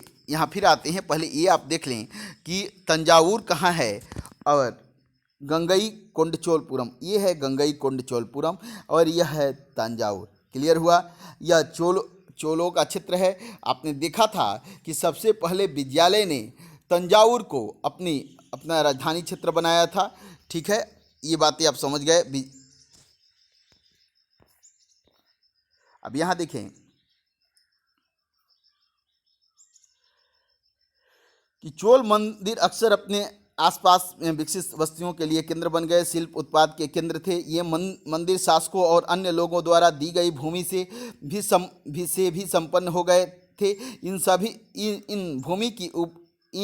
इस भूमि की उपज उन सारे विशेषज्ञों का निर्वहन करने में खर्च होती थी जो मंदिर के आसपास रहते थे, उसके लिए काम करते थे। इसमें कौन कौन से लोग होते थे? ब्राह्मण थे, मालाकार थे, बावर्ची थे, मेहतर थे। ध्यान दें, ये सभी मंदिर में सहयोग करते हैं। ये है एक विशाल मंदिर, गंगईकोंडचोलपुरम का मंदिर। छत किस तरह से क्रमशः पतली होती गई है, इस पर गौर करें। बाहरी दीवारों को सजाने के लिए पत्थर की जो प्रतिमाएं अलंकृत की गई है, इन्हें भी देखें। ये मंदिर है, देख रहे हैं कैसे धीरे धीरे ऊपर पतला होते जा रहा है। ठीक है, और यह कहाँ का मंदिर है इसको याद रखेंगे, बिल्कुल गंगईकोंडचोलपुरम का मंदिर है। यह कितना विशाल मंदिर और भव्य मंदिर है, इसे तो आप देखकर समझ ही रहे होंगे। आगे हम चलते हैं। अब देखेंगे यहाँ संगीतकार, नर्तक इत्यादि, दूसरे शब्दों में मंदिर सिर्फ पूजा आराधना के स्थान नहीं थे। ये जो मंदिर मस्जिद हुआ करते, मंदिर उस समय हुआ करते थे, केवल और केवल पूजा के लिए नहीं बने थे। ये पूजा आराधना के स्थान नहीं थे, ये आर्थिक, सामाजिक, सांस्कृतिक जीवन के केंद्र भी थे। मंदिर के साथ जुड़े हुए शिल्पों में सबसे विशिष्ट था कांस्य प्रतिमा बनाने का काम। चोल कांस्य प्रतिमा संसार की सबसे उत्कृष्ट कांस्य प्रतिमाओं में गिनी जाती है। ज़्यादातर प्रतिमाएं तो देवी देवताओं की ही होती थी, लेकिन कुछ प्रतिमाएं भक्तों की भी बनाई जाती थी। याद रखेंगे ये बातें। कृषि और सिंचाई। अब उस काल की कृषि और सिंचाई के विषय में हम समझेंगे। देखिए, कांस्य की प्रतिमा बनी हुई है। अब कृषि और सिंचाई को समझें। चोलों की कई उपलब्धियां कृषि में हुए नए विकासों के माध्यम से संभव हुई। मानचित्र 2 देखें। गौर कीजिए कि कावेरी नदी बंगाल की खाड़ी में मिलने से पहले कई छोटी छोटी शाखाओं में बट जाती है। ये शाखाएं बार बार पानी उलीचती हैं, जिससे किनारे पर उपजाऊ मिट्टी जमा होती रहती हैं।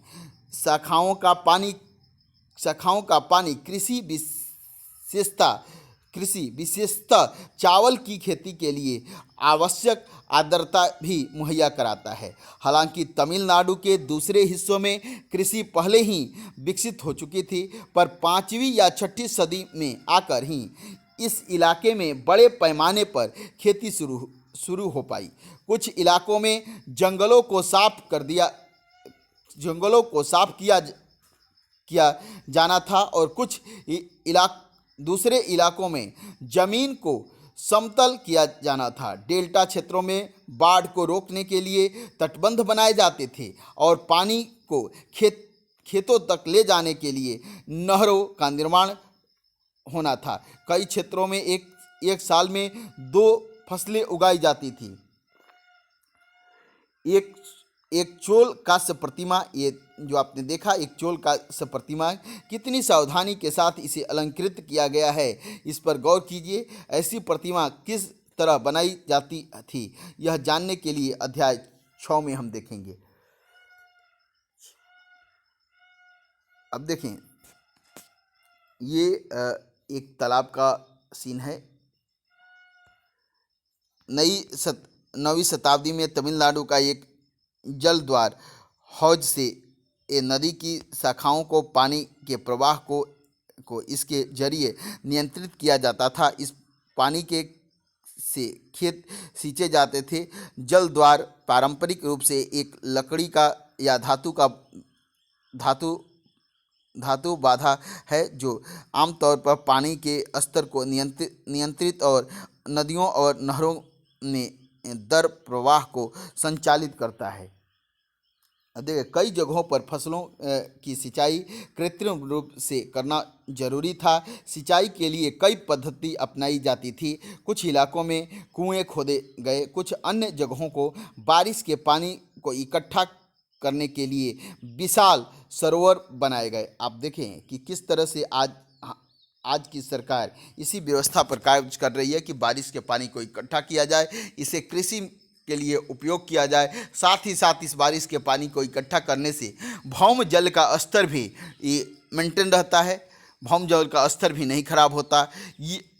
इन सारी बातों पर प्राचीन आज से मध्यकालीन शासकों ने, जो 7वीं से 12वीं शताब्दी में रहे, उन्होंने इन बातों पर कैसे गौर किया और पर्यावरण संरक्षण, जल संरक्षण, कृषि के विकास के लिए, भौम जल को नियंत्रित करने के लिए इन लोगों ने अलग अलग क्षेत्रों में कैसे तालाब बनाया है।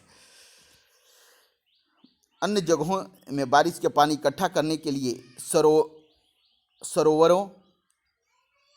सरोवर बनाए गए। स्मरण रहे कि सिंचाई के काम में योजना की जरूरत होती है, जैसे श्रम और संसाधनों को व्यवस्थित करना, इन कामों की देखरेख करना और यह तय करना कि पानी का बंटवारा कैसे किया जाए। ज़्यादातर नए शासकों, साथ ही साथ गांवों में रहने वाले लोगों ने इन गतिविधियों में सक्रिय रूप से दिलचस्पी ली। ये काफ़ी महत्वपूर्ण टॉपिक है, इसे ध्यान रखें। साम्राज्य का प्रशासन की एक प्रकार प्रशासन किस प्रकार संगठित था। किसानों की बस्तियां जो उर कहलाती थी, किसानों की बस्तियों को क्या कहते थे उस समय? उर कहलाती थी। सिंचित खेती के लिए बहुत समृद्ध, सिंचित खेती के साथ बहुत समृद्ध हो गई थी। उर यानी गांव काफ़ी समृद्ध हो गए थे। इस तरह के गांवों के समूह को नाडु कहलाता था। कई गांवों के समूह को क्या कहते थे? नाडु कहते थे। ये भी बहुत महत्वपूर्ण है। ग्राम परिषद और नाडु न्याय करने और कर वसूलने जैसी कई प्रशासनिक कार्य करते थे। याद रखें, बहुत महत्वपूर्ण है। बेल्लार जाति के धनी किसानों को केंद्रीय चोल सरकार की देखरेख में नाडु के बेल्लार जो काफ़ी धनी मनी किसान होते थे, नाडु के कामकाज में अच्छा खासा नियंत्रण हासिल था। उनमें से कई धनी भूस्वामियों को चोल राजाओं ने सम्मान के रूप में मुवेंदवेलन, ठीक है, 3 राजाओं की अपनी सेवाएं प्रदान करने वाला वेलन या किसान। और ये देखेंगे, ये शब्द भी याद रखेंगे कि ये शब्द का अर्थ क्या होता है। अरैयार प्रधान जैसी उपाधि दी जाती थी। अरैयार का अर्थ है प्रधान। इन्हें केंद्र में महत्वपूर्ण राजकीय पद सौंपे गए थे। भूमि के प्रकार, अब भूमि कई प्रकार की होती थी, ये देखें, ये बिल्कुल परीक्षा के दृष्टि से महत्वपूर्ण है, आप इन्हें याद रखेंगे। चोल अभिलेखों में भूमि की विभिन्न कोटियों का उल्लेख मिलता है।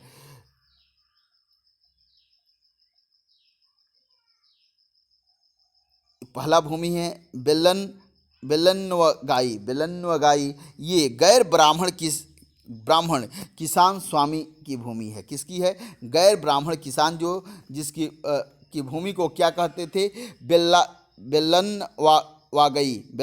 बेलनवागई, ठीक है। ब्रह्मदेव, ये ब्रह्मदेव क्या है? ब्राह्मणों के उपहार में दी गई भूमि को ब्रह्मदेव कहते थे।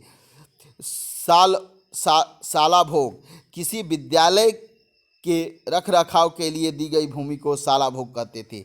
देवदान त्रिनमट्टुकन्नी, देवदान तिरुनमट्टुकन्नी, देवदान तिरुनमट्टुकन्नी। याद रखें, देवदान तिरुनमट्टुकन्नी, थोड़ा सा टेढ़ा शब्द है, इसे बार बार सुन लें। देवनार तिरुनमट्टुकन्नी, देवदान तिरुनमट्टुकन्नी।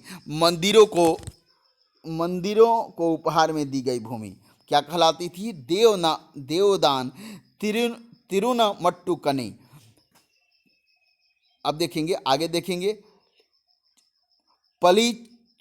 पलिचंदम, ये जैन संस्थाओं को दान में दी गई भूमि पलिचंदम कहलाती थी। ये आप नोट कर लेंगे, इसको बार बार दोहराएंगे, ये परीक्षा के लिए महत्वपूर्ण है। अब देखिए, हमने देखा कि ब्राह्मणों को समय समय पर भूमि अनुदान या ब्रह्मदेय प्राप्त हुआ। परिणाम स्वरूप कावेरी घाटी और दक्षिण भारत के दूसरे हिस्सों में ढेरों ब्राह्मण बस्तियां अस्तित्व में आई। ठीक है। प्रत्येक ब्रह्मदेय की देखरेख प्रमुख ब्राह्मण भूस्वामी की एक सभा द्वारा की जाती थी। ये सभाएं बहुत कुशलतापूर्वक काम करती थी। इनके निर्णय शिलालेखों में प्रायः मंदिरों की पत्थर की दीवारों पर ब्यौरेवाज दर्ज किए जाते थे।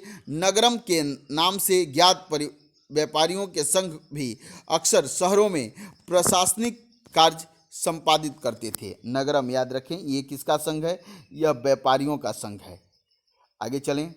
तमिलनाडु के चिंगलपुट जिले के उत्तर मेरू से प्राप्त अभिलेख से, ये देखें, ये बहुत तमिलनाडु के चिंगलपुट जिले के उत्तर मेरू से प्राप्त अभिलेख में इस बात का सविस्तार वर्णन है कि ब्राह्मणों की सभा का संगठन कैसा था। सिंचाई के कामकाज, बाग बगीचे, मंदिरों इत्यादि की देखरेख के लिए सभा में विभिन्न समितियां होती थीं। इनमें सदस्यता के लिए जो लोग योग्य होते थे उनके नाम ताल पत्र के छोटे टिकटों पर लिखे जाते थे और मिट्टी के बर्तन में रख दिए जाते थे। और किसी छोटे लड़के को हर समिति के लिए लिए एक के बाद एक टिकट निकालने के लिए कहा जाता था। अभिलेख और लिखित सामग्री ये लास्ट में हम पढ़ेंगे। अब देखें ये चीज़ें कुछ पढ़ लेते हैं जिसे हम पहले से छोड़ कर आ रहे थे। यहाँ देखेंगे यह अध्याय अब समाप्त हो गया। इससे कुछ महत्वपूर्ण चीज़ें अब यहाँ देखें, भूमि के साथ क्या क्या दिए जाते थे ये दान में, ये देखेंगे। यह चोलों के द्वारा दिए गए एक भूमि अनुदान के तमिल भाग का एक अंश है। हमने मिट्टी की मेड़े बनाकर साथ ही कांटेदार झाड़ियाँ लगाकर भूमि की सीमाओं को चिन्हित कर दिया है। इस भूमि पर ये चीज़ें हैं फलदार वृक्ष, पानी, भूमि, बगीचे और फलोदान, पेड़, कुएं, खुली जगह, चारागाह, एक गांव, बौबी, चबूतरे, नहरें, खाइयाँ, नदियाँ, दलदली जमीन, हौज, अन्नागार, मछलियों के तालाब, मधुमक्खियों के छत्ते और गहरी झीलें। जिसे यह भूमि मिलती है वह इससे कर वसूली कर सकता है। वह न्यायाधिकारियों द्वारा जुर्माने के तौर पर लगाए गए कर वसूल सकता है। पान के पत्तों पर लगने वाला कर, बुने हुए कपड़ों पर लगने वाला कर, साथ ही साथ वाहनों पर लगने वाला कर वसूल सकता है। वह पक्की ईंटों से बने ऊपरी माले पर बड़े कमरे बनवा सकता है, बड़े और छोटे कुएं खुदवा सकता है, पेड़ और कांटेदार झाड़ियाँ लगवा सकता है। जरूरी हो तो सिंचाई के लिए नहर बना सकता है। उसे यह सुनिश्चित करना चाहिए कि पानी बर्बाद न हो और तटबंधों का निर्माण करे। देखिए कितना बढ़िया यह अभिलेख क्या बतलाता है कि किस व्यक्ति को दान दिया जिस व्यक्ति को भूमि दान दिया जाता था तो उस भूमि पर क्या क्या चीज़ें हैं, किन किन चीज़ों को है, क्या क्या चीज़ें हैं, उस क्षेत्र में वह कौन कौन से नए कार्य कर सकता है और किस तरह से वह लोगों से कर वसूल सकता है। इन सब की जानकारी उस जो दानकर्ता को जो ताम्रपत्र दिया जाता था उस पर लिखा होता था। जिसे यह भूमि मिलती थी वह इसे कर वसूल कर सकता है, वह न्यायाधीशों के कहने पर। अब देखें, कपड़ों पर लगने वाला कर, साथ ही साथ वाहनों पर लगने वाला कर वसूल सकता है। वह पक्की ईंटों के ऊपर बने महलों, कुएं और पेड़ों का निर्माण, जरूरी हो तो सिंचाई बना सकता है। अब देखिए, लेख में सिंचाई के जितने संभव स्रोत का उल्लेख है उनकी सूची बनाएं और विचार विमर्श कीजिए कि इनका कैसे इस्तेमाल होता होगा। अब आगे चलते हैं।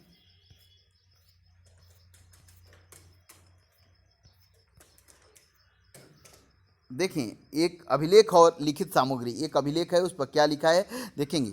उत्तर मेरू अभिलेख के अनुसार सभा की सदस्यता के लिए इच्छुक लोगों को ऐसी भूमि का स्वामी होना चाहिए जहां से भू राजस्व वसूला जाता है। कैसे लोग सभा के सदस्य होते थे, वैसे लोग जो वैसे भूमि के स्वामी हो जहाँ से कर वसूला जाए। उसके पास अपना घर होना चाहिए। कैसा होना चाहिए? सदस्य बनने के लिए अपना घर होना चाहिए। उसकी उम्र की सीमा 35 से लेकर 70 के बीच होनी चाहिए। उन्हें वेदों का ज्ञान होना चाहिए। उन्हें प्रशासनिक मामलों की अच्छी जानकारी होनी चाहिए और ईमानदार होना चाहिए। देखें, एक उत्तर मेरू अभिलेख के अनुसार सभा के सदस्य कैसे होंगे ये समझें। उत्तर मेरू अभिलेख कहता है कि जो भी चोल काल में सभा होगी उसके सदस्य कैसे होंगे। सभा के सदस्यों को लिए इच्छुक लोगों को ऐसी भूमि का स्वामी होना चाहिए जहां से भू राजस्व वसूला जाता हो। यानी जो भू राजस्व पे करते हैं वो व्यक्ति इसके सदस्य होंगे। उनके पास अपना घर होना चाहिए, ये नहीं कि बेघर है और सभा का सदस्य, घर होना चाहिए। उसके पास उसकी उम्र 35 से 70 के बीच होनी चाहिए। उसे वेदों का ज्ञान होना चाहिए। उन्हें प्रशासनिक मामलों, देखिए कितना महत्वपूर्ण चीज़ें हैं ये, और इन महत्वपूर्ण चीज़ों को ध्यान में रखते हुए चोल शासकों ने उस काल में, जो आज आप समझ ही रहे हैं कि 900 जो है 85 के समय में, 7वीं 12वीं शताब्दी के समय में इतनी जो है बेहतर तरीके से उन लोगों ने सोचा था, जो आज भी हम इस इन बातों से कहीं ना कहीं पीछे हैं। उन्हें प्रशासनिक मामलों की अच्छी जानकारी होती है। जैसे हम आज किसी मंत्री को बनाते हैं, या जैसे कि पार्लियामेंट, या जो है हमारी जो विधानसभा या जो लोकसभा के जो सदस्य चुनते हैं, ये इन सारी बातों का ध्यान ही नहीं रखते। ठीक है, उन्हें प्रशासनिक मामलों की अच्छी जानकारी होनी चाहिए और ईमानदार होना चाहिए। ये भी नहीं देखते कि क्या यह व्यक्ति जिसे हम लोकसभा में ले जा रहे हैं, इसे प्रशासनिक जानकारी है कि नहीं, इसे यह कितना, इसका एजुकेशन क्या है, इस सारी बातों को हम नज़रअंदाज करते हैं। यदि कोई पिछले 3 सालों में किसी समिति का सदस्य रहा है तो वह किसी और समिति का सदस्य नहीं बन सकता है। देखिए कितनी महत्वपूर्ण बातें हैं, ये सारी चीज़ों पर ध्यान दें। अगर आज की भी सरकार इन चीज़ों पर ध्यान दे तो काफ़ी अधिक जो है हमारी व्यवस्था में बदलाव होगा और न्यायपूर्ण व्यवस्था का विकास होगा। यदि कोई जिसे अपने या अपने संबंधियों के खाते जमा नहीं कराए हैं, वह चुनाव नहीं लड़ सकता। जो अपने और अपने संबंधियों के खाते में जमा नहीं कराया है, किसी तरह का कर नहीं दिया है, टैक्स नहीं पे किया है, कर्ज लेकर जमा नहीं किया है, वैसा व्यक्ति इलेक्शन नहीं लड़ सकता। अभिलेखों में राजाओं और शक्ति संपन्न पुरुषों के बारे में तो जानकारी मिलती है, लेकिन यह जानना खास मुश्किल है कि साधारण मर्दों और औरतों का जीवन इन राज्यों में कैसा था। 12वीं शताब्दी की तमिल कृति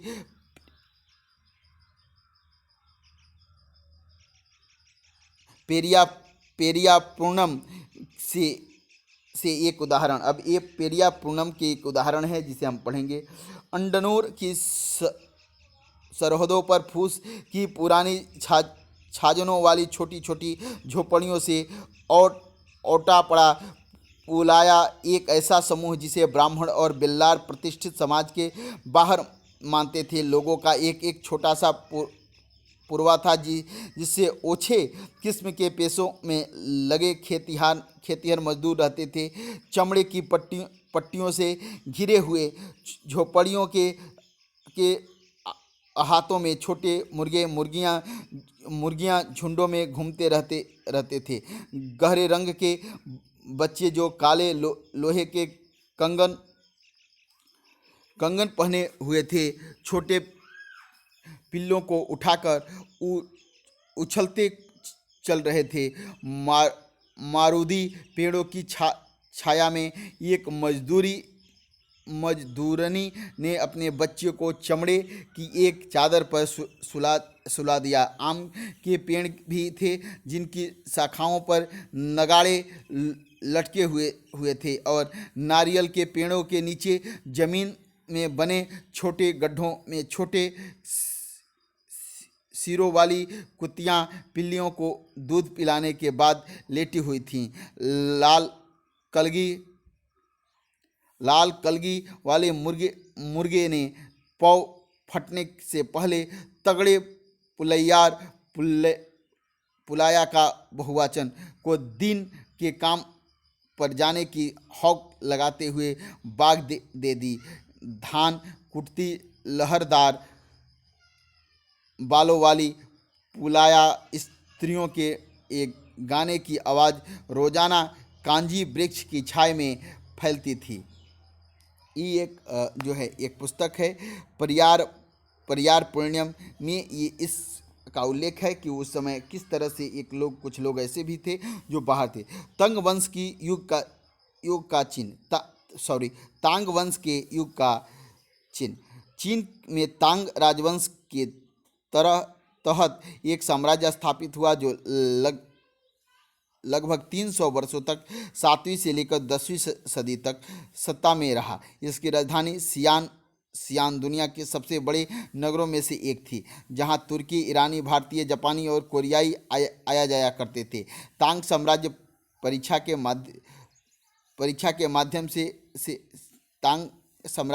के माध्यम से नियुक्त की गई नौकरशाही द्वारा प्रशासित होता था। इन परीक्षाओं में हर इच्छुक व्यक्ति बैठ सकता था। अधिकारियों के चयन की यह व्यवस्था बहुत बदलावों के साथ 1911 तक कायम रही। याद रखेंगे कि तांग वंश कब से कब तक राज्य किया था चीन में, तो 7वीं से 10वीं शताब्दी तक। यहाँ कई सारे यहाँ तांग साम्राज्य परीक्षा के माध्यम से अपने नौकरों और द्वारा प्रशासित होता था। इन परीक्षाओं क्षेत्र यह 1911 तक कायम रही। भारतीय उपमहाद्वीप में प्रचलित व्यवस्थाओं से यह व्यवस्था किन मायनों में भिन्न थी, ये आप बतलाएंगे। अब देखिए यहाँ कुछ प्रश्न हैं जिसे समझें। गुर्जर प्रतिहार का क्षेत्र पूछ रहा है कि कहाँ था, तो गुर्जर प्रतिहार कहाँ के रहने वाले थे। चोल कहाँ थे, तो तमिलनाडु में, बिल्कुल ये मिला हुआ ही है कि चोल तमिलनाडु में। पाल कहाँ थे, तो पाल बंगाल और बिहार में थे। ठीक है। राष्ट्रकूट कहाँ थे, तो राष्ट्रकूट जो थे यह पश्चिमी ये दक्कन से जुड़े हुए थे। और गुर्जर प्रतिहार जो है कहाँ थी, तो गुजरात और राजस्थान। क्लियर हुआ। अब आगे चलते हैं। यहाँ देखेंगे त्रिपक्षीय संघर्ष में लगे 3 पक्षों में कौन कौन से थे त्रिपक्षी, तो आप कौन कौन से 3 पक्ष थे, तो गुर्जर प्रतिहार, ठीक है। दूसरा वंश था पाल वंश, जो आपने देखा बंगाल और बिहार में राज्य कर रहा था। और तीसरा राष्ट्रकूट थे, जो दक्कन भारत में राज कर रहे थे। इन तीनों में कन्नौज को लेकर संघर्ष चलता रहा और इस संघर्ष को त्रिपक्षीय संघर्ष कहते हैं। इसमें 3 शासक यही थे। चोल साम्राज्य में सभा की किसी समिति का सदस्य बनने के लिए आवश्यक शर्त बताएं। अब बताएंगे कि चोल साम्राज्य में किसी सभा का सदस्य बनना है तो कैसा होना चाहिए। वह व्यक्ति इस सभा का सदस्य बनेगा जो कि जिसके पास भूमि हो और उस भूमि का वह भू राजस्व अदा करता हो, पहली बात। दूसरी बात कि वह जो है किसी दूसरी सभा का सदस्य नहीं हो। तीसरी बात, उसकी आयु 35 से 70 वर्ष की बीच हो। चौथी बात जो है कि उसने वह या उसके किसी परिवार ने जो है भूराजस्व जो है खाते में भूराजस्व जमा नहीं किया हो तो वह सदस्य नहीं बन सकता, जमा होना चाहिए। ठीक है। और उसे वेदों का ज्ञान होना चाहिए, यानी पढ़ा लिखा हो। ठीक है। और वह जो है लंबे समय से उसको प्रशासनिक अनुभव प्राप्त हो। साथ ही साथ उस पर किसी भी तरह वह जो है एक आदर्श व्यक्ति हो और जो है उस पर किसी तरह का जो है कि धन लूटने खसोटने का एक आदर्श व्यक्ति हो। इस तरह के लोग जो है इस सभा के सदस्य बनेंगे। चहमानों के नियंत्रण में आने वाले 2 प्रमुख नगर कौन कौन से थे, तो चहमानों के नियंत्रण में आने वाले 2 प्रमुख नगर कौन कौन से थे आप बताएंगे। ये कमेंट बॉक्स में आपको बताना होगा। ये चहमान को ही क्या कहते हैं, चौहान कहते हैं। देखिए इसके अंदर नियंत्रण में 2 महत्वपूर्ण जगह कौन से हैं बता देते रहे हैं, दिल्ली और अजमेर। क्लियर हुआ। अब देखेंगे इसको थोड़ा सा देख लें। एक प्रश्न बहुत महत्वपूर्ण है यह प्रश्न कि चोल साम्राज्य में सभा की किसी समिति का सदस्य बनने के लिए आवश्यक शर्तें क्या थी। ये जो लोग पढ़ रहे होंगे उसको यहाँ से भी देख लेंगे तो उनको और सारी बातें बेहतर तरीके से समझ में आ जाएगी। ये सभी बातें कि सभा का सदस्य होने के लिए इच्छुक लोगों को किसी भूमि का स्वामी होना चाहिए जहाँ से भू राजस्व वसूला जाता हो। उनके पास अपना घर होना चाहिए। उसकी उम्र 35 से 70 होनी चाहिए। उसे वेदों का ज्ञान होना चाहिए। उन्हें प्रशासनिक मामलों की अच्छी जानकारी होनी चाहिए और ईमानदार होना चाहिए। यदि ये बातें बिल्कुल ध्यान रखें, ये आपके प्रश्न का उत्तर यही होगा। यदि कोई पिछले 3 सालों में किसी समिति का सदस्य रहा हो, पिछले 3 सालों में यदि किसी समिति का सदस्य रहा हो तो वह सदस्य नहीं बनेगा। ठीक है। जिसने अपने या अपने संबंधियों के खाते जमा नहीं कराए हैं वह चुनाव नहीं लड़ सकता है। अभिलेखों में राजाओं की शक्ति संपन्न पुरुषों के बारे में तो जानकारी मिलती है। ये बातें समझ गए कि सभा में बनने के लिए क्या क्या होना चाहिए। ये सभी बातें आप बिल्कुल ध्यान रखेंगे। यहाँ से इस प्रश्न का उत्तर आपको प्राप्त हो रहा है, आपने देख ही लिया।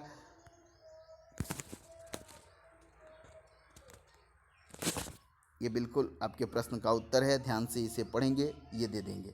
ठीक है। कि सभा में सदस्य बनने के लिए आपकी योग्यता क्या होनी चाहिए, इसे याद रखें।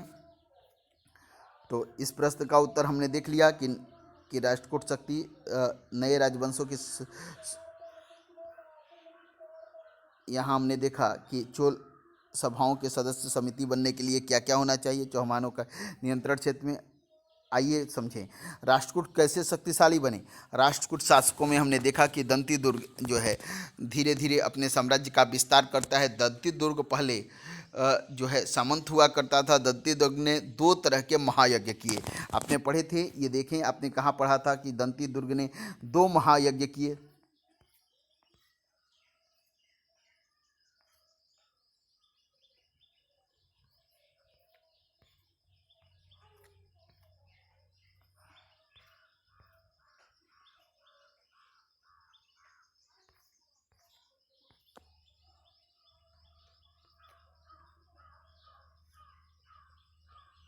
यही आपने देखा था, यहाँ पर हम लोगों ने जब पढ़ा था तो देखा था कि दंती दुर्ग ने अपने चालुक्य स्वामी, इस पहले जो थे राष्ट्रकूट चालुक्यों के अधीन होते थे, से स्वामी की अधीनता से इनकार कर दिया। उसने हराया और हिरण्यगर्भ नामक यज्ञ किए।